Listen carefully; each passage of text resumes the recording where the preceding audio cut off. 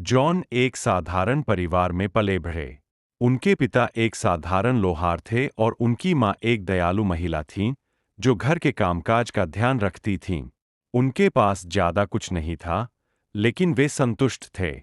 जब वह लड़का था, तो जॉन अपने पिता की कार्यशाला में घंटों बिताता था और उन्हें लोहे के औजार बनाते हुए देखता था।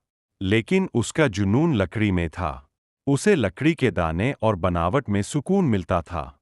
जब वह काफी बड़ा हो गया, तो जॉन ने गांव के बढ़ी मी ग्रेसन नामक एक बुजुर्ग व्यक्ति के साथ प्रशिक्षुता प्राप्त की। मी ग्रेसन दयालु लेकिन सख्त थे, और उन्होंने जॉन को न केवल लकड़ी को आकार देना सिखाया, बल्कि उसके चरित्र को भी आकार देना सिखाया। शुरुआत करना आसान नहीं था। गांव छोटा था और वहां पहले से ही कई बढ़ी थे जो जॉन से बहुत पहले ही अपना कारोबार स्थापित कर चुके थे। शुरू में कारोबार धीमा था और उसे गुजारा करने के लिए संघर्ष करना पड़ा। एक दिन एक अमीर व्यापारी उसकी दुकान पर आया। व्यापारी दुर्लभ लकड़ी से बनी एक भव्य डाइनिंग टेबल चाहता था, और उसने इतनी कीमत पर जॉन को 1 साल तक के लिए भोजन उपलब्ध कराने की पेशकश की। लेकिन समस्या यह थी कि लकड़ी पूरी तरह से उस गुणवत्ता की नहीं थी जिसका दावा व्यापारी ने किया था। जॉन ने व्यापारी को यह समझाते हुए काम करने से मना कर दिया कि लकड़ी वादे के मुताबिक नहीं है। व्यापारी हंसा, उसे मूर्ख कहा और गुस्से में चला गया। लेकिन जॉन, हालांकि अपने निर्णय के बोझ से उसका दिल भारी था, फिर भी उसे शांति का एहसास हुआ। एक दिन जब गांव में भयंकर तूफान आया, तो हालात बदल गए। तूफान के कारण व्यापक क्षति हुई और कई घर नष्ट हो गए, जिनमें मेयर का घर भी शामिल था।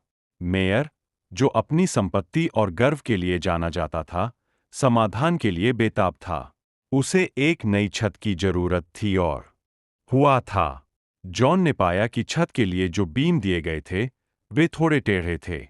वह जानता था कि अगर वह थर्म का इस्तेमाल करेगा, तो छत टिक नहीं पाएगी।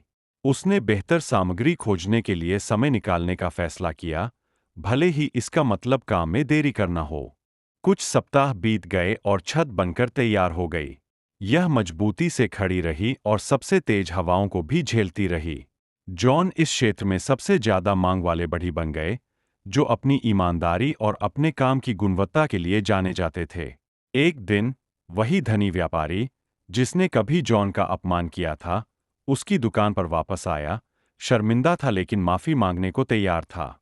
मैं गलत था, व्यापारी ने स्वीकार किया। साल बीत गए और जॉन केवल एक सफल बढ़ई बन गया बल्कि अपने गांव का प्रिय सदस्य भी बन गया।